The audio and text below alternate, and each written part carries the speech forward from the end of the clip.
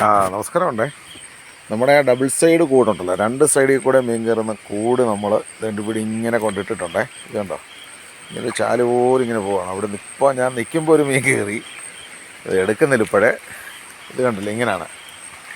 കണ്ട, അവിടെ ഒരു ഓവാണ്. ആ ഓവിനകത്തിൽ കൂടാണ് ഇങ്ങനെ വെള്ളം കയറി അങ്ങോട്ടാണ് ഒഴുകുന്നത്. കണ്ട, ഈ റോഡിൻ്റെ അപ്പുറത്ത് ആണ് ആ കണ്ടത്തിൽ നിന്നുള്ള മീൻ ഇങ്ങോട്ട് കയറി വരും.